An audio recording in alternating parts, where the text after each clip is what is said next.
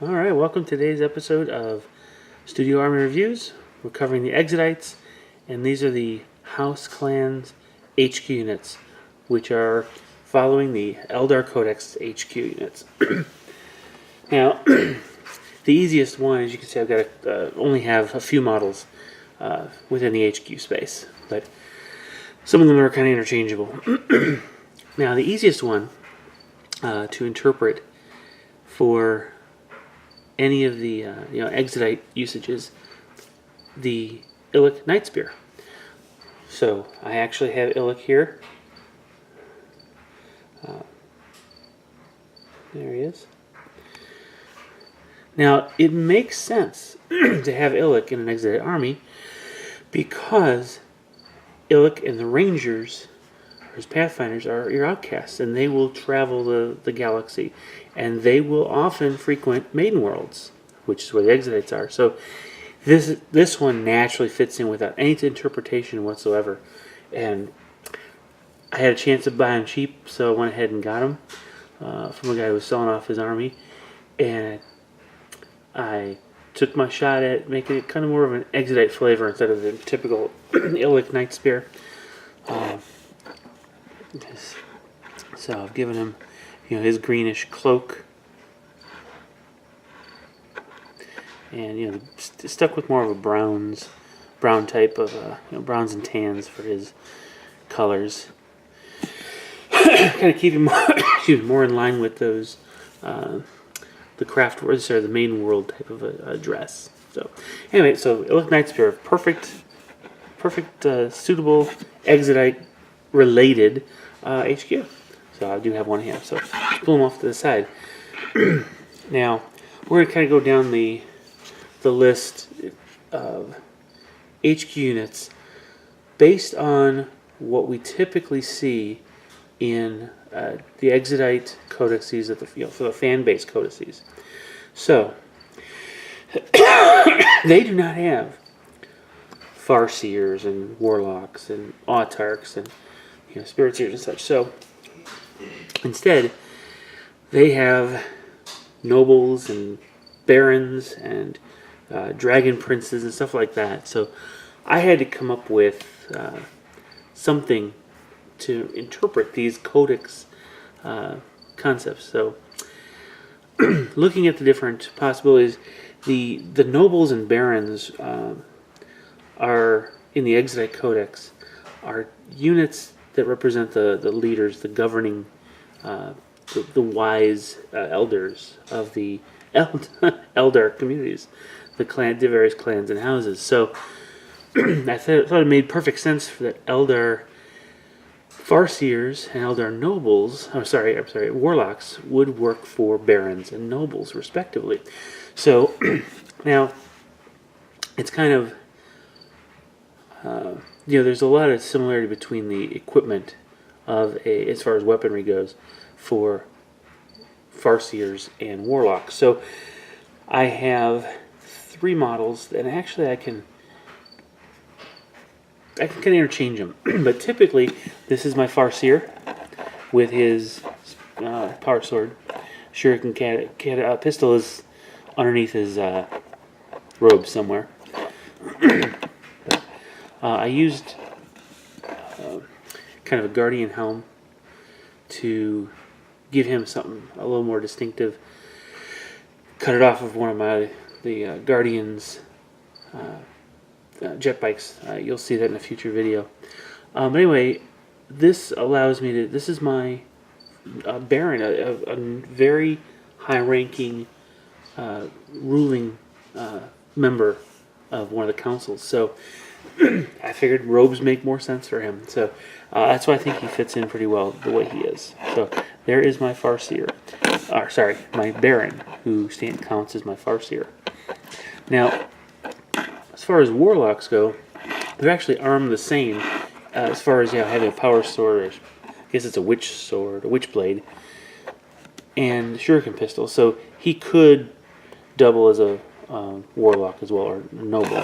So the nobles are, again, they have a shuriken pistol and witchblade. And so what I've done in my Exodites is found models that have like magic staves, because they're going to use crystals within and special powers within those like staves, call them ashen rods, that allow them to use them in combat as a weapon, giving you the second close combat weapon, and they can shoot a small, short range energy blast, the shuriken pistol profile. So these two elf nobles are from both. Yes, actually, both of them are from Reaper Bones. But yeah, I could use any of the Warhammer wood elf and high elf type models as well. Easy to kit bash those, convert those, but these two, they're actually, you'll see I've got the colors of each of these a little different to represent different clans. Here's a Guardian. You'll see the Farseer is from the same clan as this Guardian.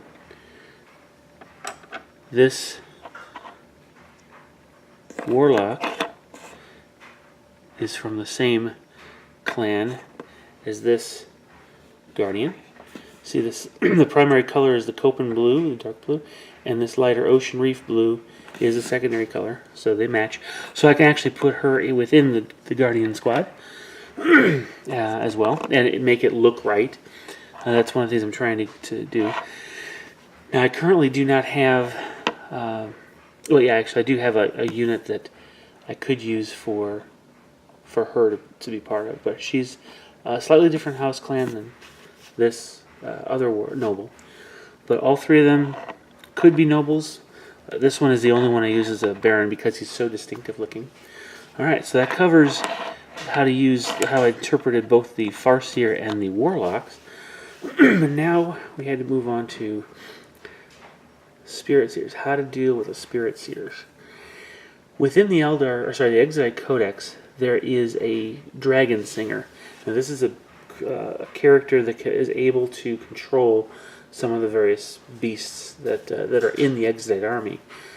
Well, since I had realized that the Wraith constructs generally fit the bill for indigenous creatures, it made perfect sense for the Spirit Seer to be the Dragon Singer. And it's a Dragon Singer, not Dragon Seer. So, in this case, it added the fact that the Spirit Seer has a witch staff. Well, I just needed to find elves that had staves only, no swords. And sure enough, both of these as well are Reaper Bones. Again, there's a lot of ways to kit bash and convert elf models to come up with these. So what I've got here are two different Spirit Seers to go with my Wraith units if I feel like it. Now, some of the things that I need to do though is in the Dragon Singer profile in the Codex for the Exodites, they weren't psychers. Okay, they had the ability to control the Wraith units, and they had the ability to inspire their kinfolk with music and such, but they weren't really psychers. So what I wanted to do, or what I needed to do in my own head, was, I guess, reinterpret some of the the Spirit Seer's abilities. So I didn't want to give them pistols or even hand crossbows, so I changed this witch staff to be a combination weapon, just like the nobles have. The witch staff counts as the staves they've got, I call them ashen rods, and they count as the witch blade, and count as witch staff, and count as the shuriken pistol. So I just have to remember when I'm playing them that they actually get the bonus for the second weapon. The ashen rod, the witch stave is not a two-handed weapon. Oh, I think it actually may be a two-handed weapon. So it doesn't really. It's not hard to remember. They just have one weapon showing. But I can give them that 12-inch pistol shot before the assault or Overwatch or what have you. So ashen rod equals the combination of shuriken pistol and witch staff, and there you go. It's a perfect fit. Now, as far as needing armor, they don't. It was really neat because the nobles, the barons, and the spirit seers, they don't wear armor. Neither do the farseers, any of the psychers. Now they have this invulnerable save, so I don't have to worry about matching armor. So they mesh perfectly between the codices. So the Eldar Codex versus the Exodite Codex. So that's the way I'm approaching it now. The Dragon Singer's abilities to inspire their kin, I decided to try to reinterpret the Spirit Seer's psychic abilities. So, the Spirit Seers can have runes of battle or telepathy. So what I wanted to do is, for my own benefit, I still get to use the psychic powers, but I call them different things. For example, instead of Psychic Shriek, it's Hymns de Assyrian. Instead of Dominate, it's Maiden's Lullaby, for example, or Hallucination is Dreamweaver. Invisibility, Nocturne of Shadow. Something that's song-related in the name that kind of marries up with the psychic ability. excuse me. So I've got Songs of Lilith is telepathy, Songs of War is the runes of battle, and it works for me. It helps me feel like these are a different model than just the regular Spirit Seer. The ability for the Spirit Seer to affect the Wraith units as far as giving them buffs, I did have to figure that one out, and I was able to kind of think of, it's called Spirit Mark, that's the ability they've got. I renamed that as Ballad of the Beast, so they're going to sing, and their songs psychically reach out to the beast, the indigenous creatures, and help control them. And so, again, just renaming the concept or the rule allows me to make it more Exodite-ish. So that's how I approached the Spirit Seers. Now, the last HQ unit we're going to go over is the Autarch. And this particular model, I actually have him on a jet bike. I haven't gone through modeling a lot of different Autarchs yet, but I did want to do one, and this model, you're actually going to see this Autarch model. It's used in 2 other units that will represent the Dragon King, the leader of the entire Exodite world, Lorien. But in this case, the Autarch, he is my Dragon Prince. So Dragon Princes were the elders, the most gifted warriors in the Exodite social structure.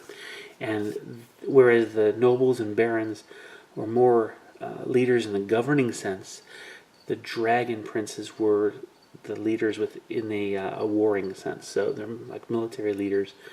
And the 2 halves, the Dragon Princes with the nobles and barons together, do the actual governing. So that's kind of how my concept breaks it out. Now, I do have jet bikes in this army, and so I wanted to put this model on, make him usable in these other 2 models that I'll show you in the future, and I wanted to put him on a jet bike. And in this case, gave him, now he comes with a pistol and a close combat weapon, which I turn into a power sword, and on the jet bike. Well, the pistol gives him a second weapon, so rarely are you going to use a pistol in shooting because you've already got the shuriken catapults on the jet bike. So it made sense to just give him 2 swords. That way he's got the 2 weapons, and he fires the jet bike and shuriken catapults before the charge, and then he goes in and deals death with the 2 swords.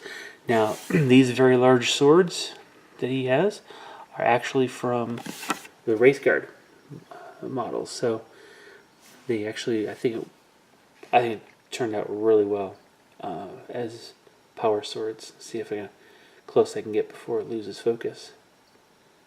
There we go. Okay. So there he is. There is the Dragon Prince riding his jet bike with his 2 power swords. That model is nothing more than the Phoenix Rider from the Flamespire Phoenix model from the Warhammer series. So, very simple way to get that model put on the table. I had a lot of fun building it and painting him up. I think he's really cool looking. But anyway, that's the Dragon Prince. So he's the Autarch. So now I'm able to use all of the standard, what I'll call generic HQ units and Illic Nightspear without any variation or modification. Since none of my aspects are represented in the actual Lorien. So there are no, for example, Dire Avengers. There are no Striking Scorpion. There are no Howling Banshees. So I don't have any of the Phoenix Lords that would come in. However, just like I did with the Autarch, he represents a Dragon Prince. Well, each of the specialist, the Aspect Warrior HQ units, each of those I will interpret as one of the clan's Dragon Princes.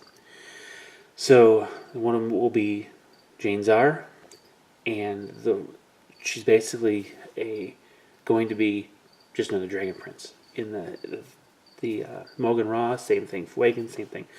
I haven't modeled them yet. I don't typically use those Phoenix Lords in my lists. I like the abilities that the Autarch gives me. I like the psychic powers available with the the seers, the various seers, whether it's Baron, Warlocks, or Spirit Seers.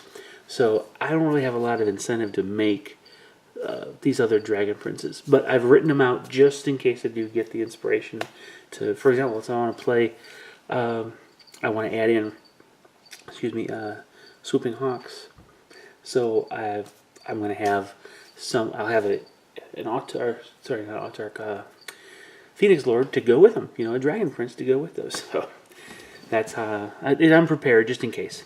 So anyway, those are the HQ units and how I've interpreted the Eldar Codex to make an Exodite version, an Exodite Codex, if you will. All right. I hope this gave you some ideas, maybe sparked some creativity in you.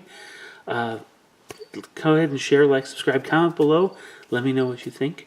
And above all, enjoy and hopefully come up with your own variations with some of these different models. Again, just because these are Exodites, don't lock yourself into thinking that these models can only represent Exodites. They could represent regular Autarchs, regular Farseers or Warlocks. I want to use these to give you hopefully some inspiration. So enjoy. I will see you on the next video, and thank you very much for watching. Bye bye.